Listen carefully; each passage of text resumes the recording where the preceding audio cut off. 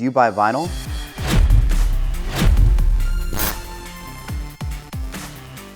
Hi, I'm Andy Hull. I play in the band Manchester Orchestra. I'm Robert McDowell from Manchester Orchestra. We're at Amoeba, and this is what's in my bag.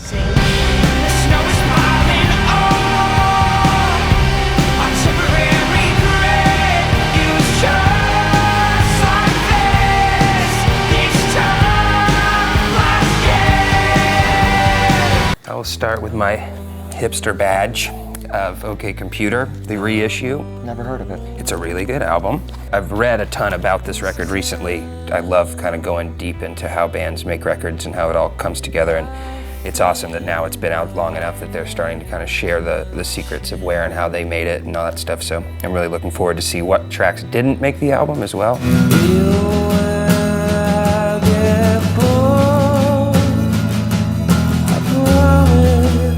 Yeah, this is a pretty obvious pick for me.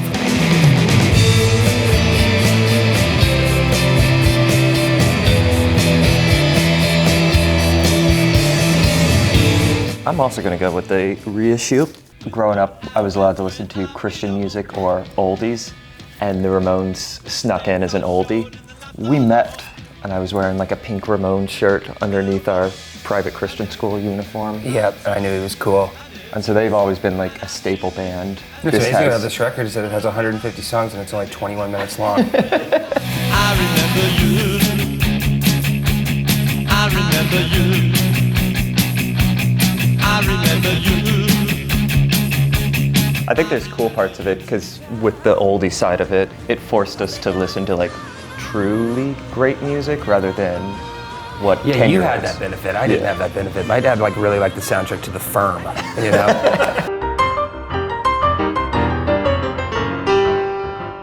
Which I got him on deluxe at vinyl last year for Christmas. Was he stoked? Oh, he's so pumped. It's like such a great soundtrack. The piano.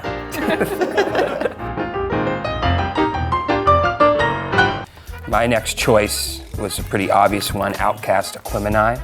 I've not seen this on vinyl before. This is a big record for everybody who lives in Atlanta. And it was sort of the beginning of when the Dungeon family and everybody associated with Outkast and Organized Noise as well were just doing kind of crazy next level stuff. And this record, to this day, I mean, it was made in '97, it came out in '98. I mean, to this day, it holds up. The amount of songs here that have influenced hip hop since then is pretty unbelievable. There's a fine line between love and hate, you see. Came way too late, but baby, I'm on it. Caveman. So their self-titled record was kind of like the soundtrack of my head for a while, and this happens and I always feel horrible where I just totally miss someone's release. And so our manager mentioned that they had a new record 2 days ago, and so this was... You're a really loyal fan. 2 days. It's true. I'm already here, so I've got it, listening to it on the flight today, but wanted to add this to the collection as well. I love that record cover too. Yeah. See what's new. I'll do what's best to make it through. These two you can sort of put together, but Time Fades Away and On the Beach by Neil Young. This is a super influential record for me, and it's so short. I think it's 8 songs, and the two halves are really distinct as well. Like pretty much every single moment of this album is incredible. You can tell, I think I read that they were on some sort of concoction of like this weed honey. You can hear it on the album for sure. Like the guitar solos are so raw and not played like correctly, but that's what makes them so incredible.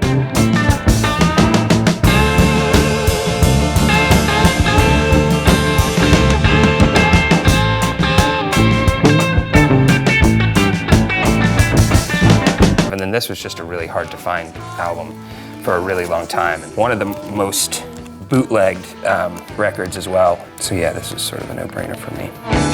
Monday morning, wake up, wake up, wake up, wake up. This is the soundtrack to my house. So pretty much anytime someone comes over, we just put this on repeat, and no one has ever complained. It starts over again. It's true. People are happy about it. Yep. This has 6 versions of it that I can put on repeat, so people will be a lot happier. And if you don't love me now, you will never love me again. I can still hear you say you will This is one of my favorite records of all time, Bonnie Prince Billy, Ease Down the Road. Just another timeless sounding album. The lyrics are some of my favorites. It's similar with On the Beach. You can tell it's guys standing in the room together and sort of using these very small amounts of music to make this sort of really, it's not big, it sounds like you're in the room listening to them play, and his voice is really incredible on this record.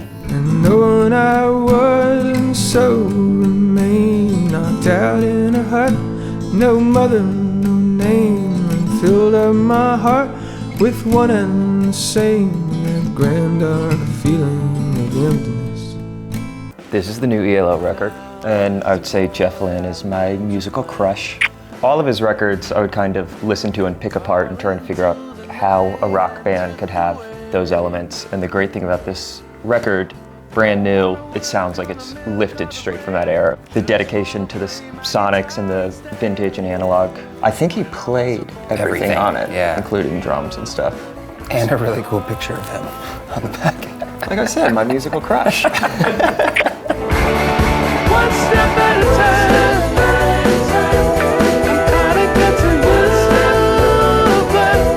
This is just, This is a good album. yeah. I didn't have it, and I wanted it. The song Cigarette on this record is one of my favorite songs. It just tells a very simple story of this guy's wife who's crazy and he's afraid she's gonna burn the house down with a cigarette. I think I heard him one time describe that song as like a run-on sentence that the news would say about someone's house burning down, which I really love that idea. Good choice. He couldn't sleep at night for fear that she, in a stupor from the drugs that didn't ease the pain. We're done. Awesome, thanks guys. Yeah, absolutely. Thank you. Thank y'all. Oh,